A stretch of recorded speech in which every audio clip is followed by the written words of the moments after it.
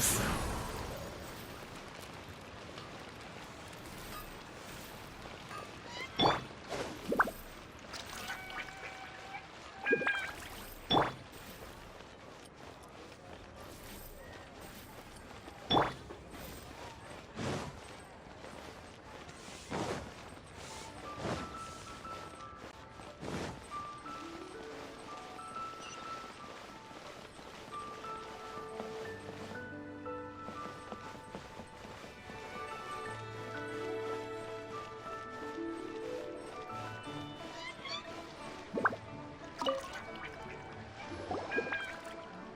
Is there anything I can do for you two? I'm afraid that Wangsheng Funeral Parlor isn't in the best state to receive guests. We've come to see Zhongli. Could you please tell him we're here? Unfortunately, Zhongli isn't here at the moment. It seems he went to Northland Bank. Doesn't the Northland Bank belong to the Fatui? Last time we saw Zhongli was before we went to the Golden House. Do you think he doesn't know about the attack on Liyue? Visiting the Fatui at a time like this could only mean more trouble. We had better go and make sure that everything is okay.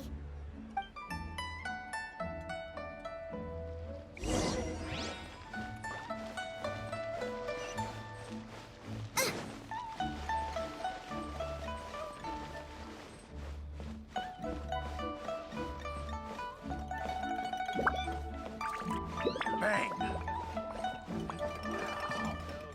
The fate of the Guhua Brotherhood was sealed.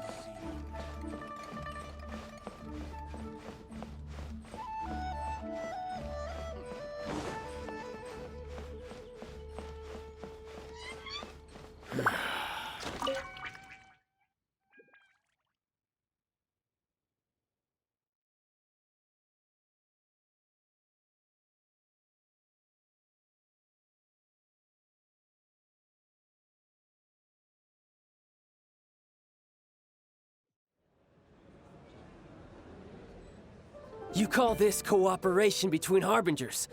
Cooperation involves communication, you know. Don't take it to heart, child. Besides, aren't you happy that you got to skip the formalities and bring chaos to the land? I'm sure you must have enjoyed that. Oh, it seems that some of your friends have arrived. Hey, it's Zhongli and Child. And you!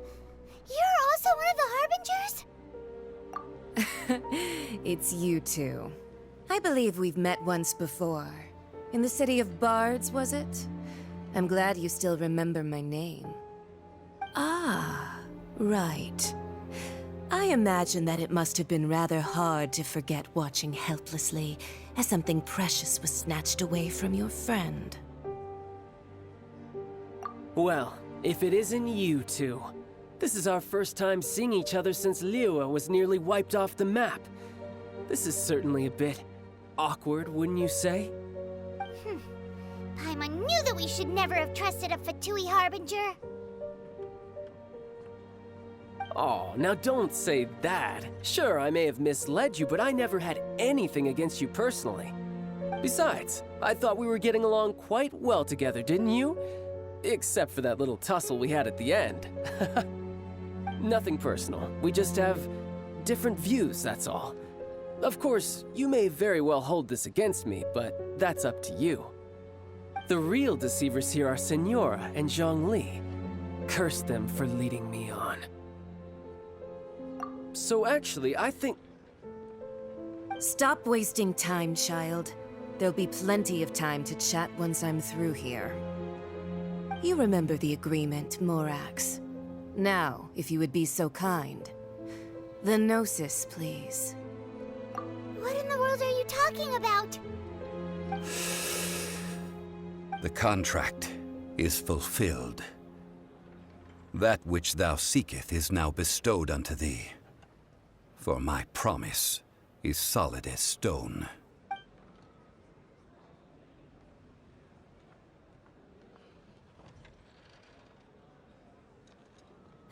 How sanctimonious.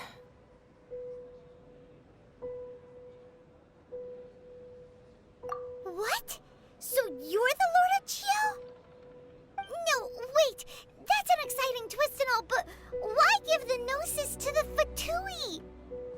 I do not give it for free. I give it as agreed upon in the contract, for it is a matter solely between the Tsaritsa and I. Yeah, you don't think you went a little bit too far with that whole fake death thing? Everyone was preparing the ceremony for you, and splat! This big dragon falls out of the sky, and all of Lyric goes into an uproar. Talk about a disaster. Gathering all the forces that had been bubbling behind the scenes, and then stirring them together in a pot that was bound to boil over. That's what he wanted to see, am I right? Wait, what? Perhaps it's best that I explain. As you know, I've dwelt upon this world for more than 6,000 years. I witnessed the founding of Liyue, together with the Adepti 3,700 years ago. Even boulders that can withstand whirlpools will erode with the passing of time. I kept convincing myself that cracks had not begun to form, and that the end of my time had not yet come. Until one drizzly day, as I was strolling along the harbor, I heard a merchant tell one of his workers, "You've finished your duties. Go ahead and call it a day." I stood motionless among the crowds, asking myself, have I already finished my duties? Oh, Zhongli. But as I began to consider relinquishing my divine role, I soon discovered that many reasons still remained to not hastily depart. Was Liyue, the city I had dwelt in for so long, already prepared to enter its next age? I decided that a test was needed in order to reveal the answer. So I feigned my own death, and gathered the cast of Child, the Adepti, and the Liyue Qixing to play their roles together on the stage that was Liyue. That's right, which is why I continued to safeguard the Gnosis until now. So you mean that if the chaos ever reached the point of no return, you would simply appear and use your divine powers to bring Liyue back under control? Of course, and it would have been all too easy for him too. Just as a child quickly matures after losing their parents, so has Liyue matured when faced with the death of its deity. I was pleasantly surprised with the finale of the show that you all put on. Why, you even deserved an encore. The Adepti deserve the greatest applause, considering their years of seclusion.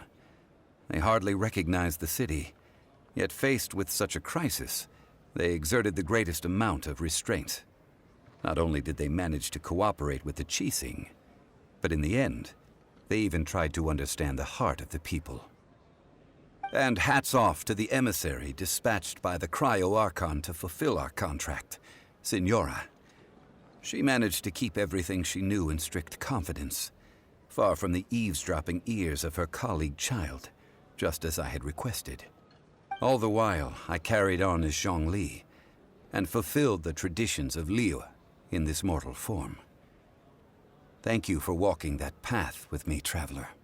These things were all a part of my script. The only unforeseen plot twist was the conduct of the Liyue Qixing. I had expected them to do no more than the Adepti, to come to the defense of Liyue.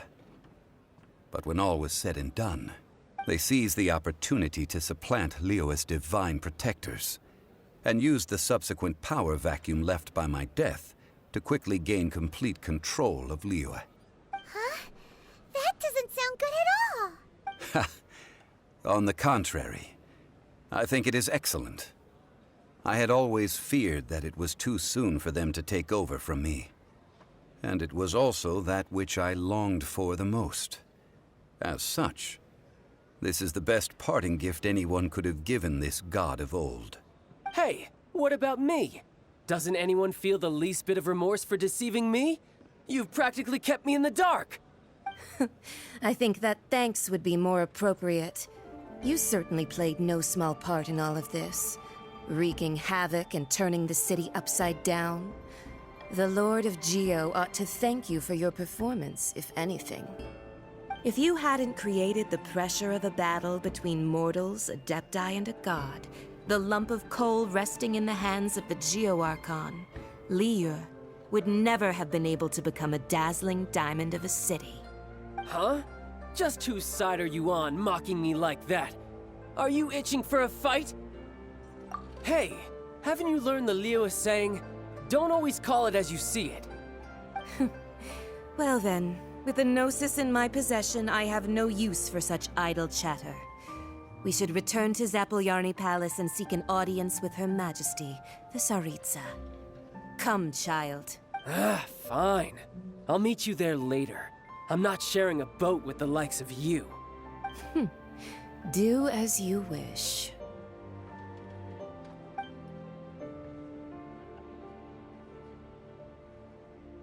Now then, is there anything else you wish to ask me? Right!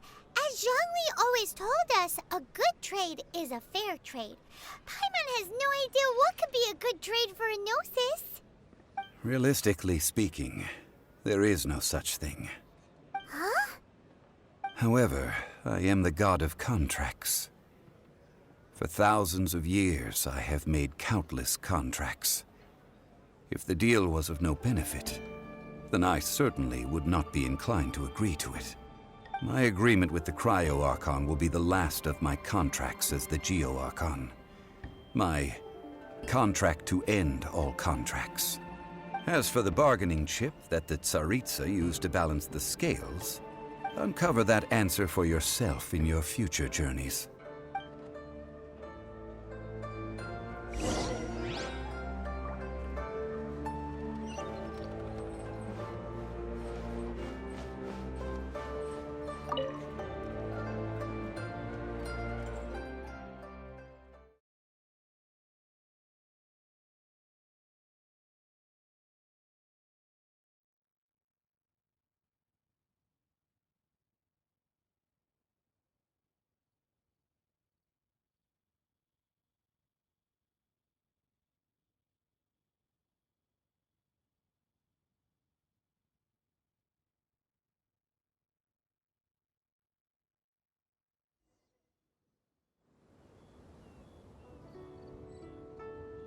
Today's the day of the rite of parting. Although the star of the show is fake, we've spent so much time trying to organize it, it would be a real shame not to go there now.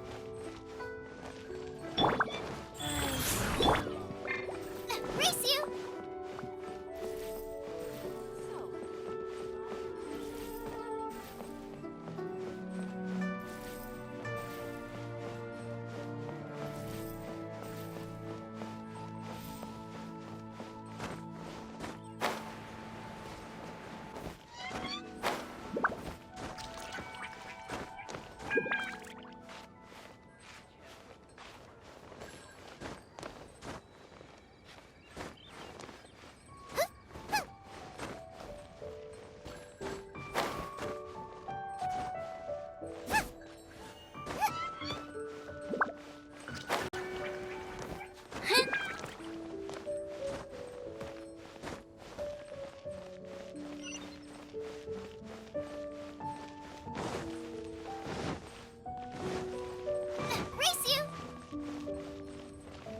You know that god from the ocean couldn't have just shown up out of nowhere.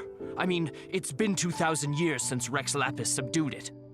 Yes, and to think that this happened right on the heels of the incident with Rex Lapis, too. Say, do you think the person who assassinated our lord and released that evil god might have been one and the same? Now that you mention it, that's very possible. Yes, it's very possible indeed. I mean, it all fits together. That person must have colluded with the evil god to harm Rex Lapis. Oh, that wicked, black-hearted scoundrel. Still, what sort of supernatural prowess must this person possess to be able to do such things? I have never heard of such a person in all my years. Ah, forget it. Guessing's no use to us. Look, the Millilith over there looks like he's about to make an announcement. Let's hear what the Ministry of Civil Affairs has to say first.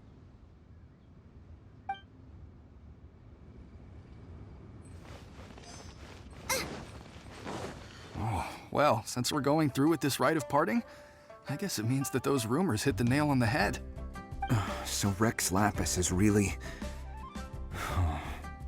But they didn't catch the culprit, did they? Oh, come on. Do you think that the assassin could have been a normal person? You know what I think? I don't think any of the gossip on the streets you hear from those shady types is worth anything. There's only one real possibility in my mind. I've heard that the assassin was that Fatui fellow. Youngish, pretty high in rank. I think they called him Child. The Fatui? They certainly are very suspicious. Who knows what those greedy, crooked folks... Shh! Lower your voice. If the Fatui catch you in their sights, Rex Lapis won't be around to protect you this time.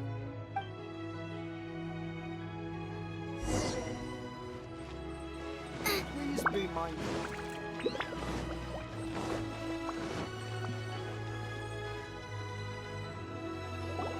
Hear ye all! The Qixing's words. Though a dragon soars ageless as the mountains, it too must return to dust. This is common knowledge. Gods and Adepti live glorious lives, but both light and shadow have their season.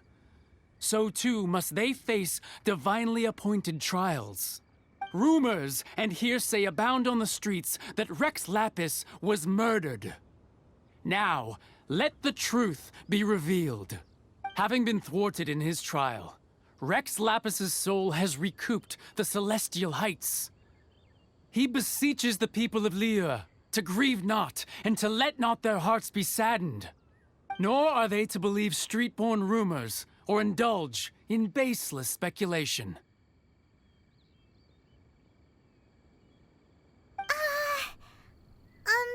Paimon needs a translation on what the Qixing's announcement said. So that's how they're spinning it. Something feels off.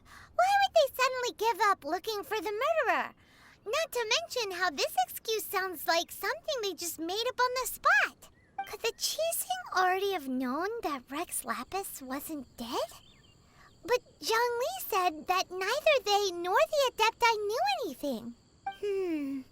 Did Zhongli tell them in secret after his gnosis changed hands? Exactly, right? Ooh, seems like the rite of parting has been going on for a while now. Let's go have a look.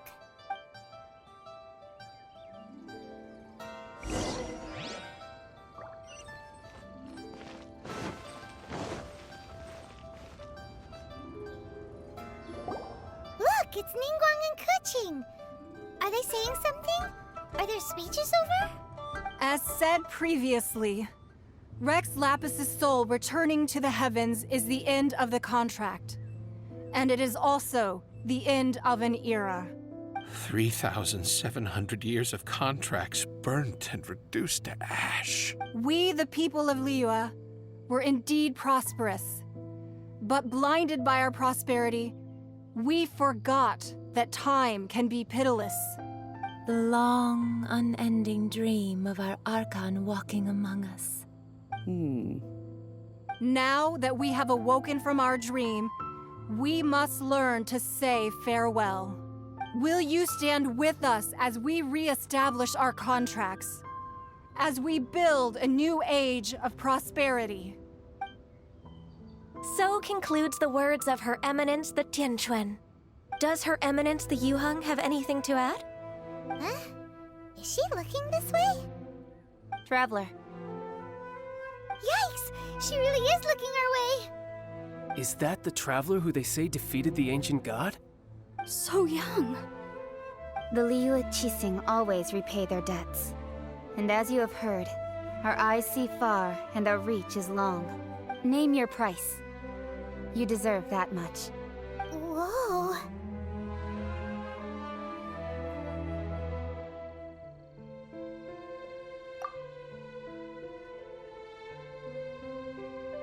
Well, could you help me put up some missing person posters?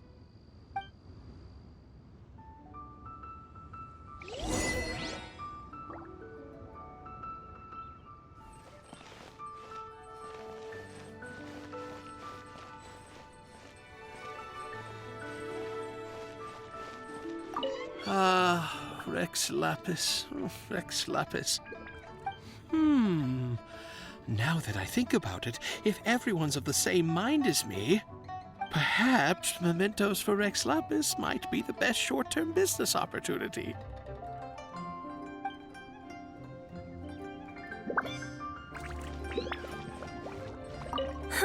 And to think I'd put my best perfume on before coming here, thinking you'd like it.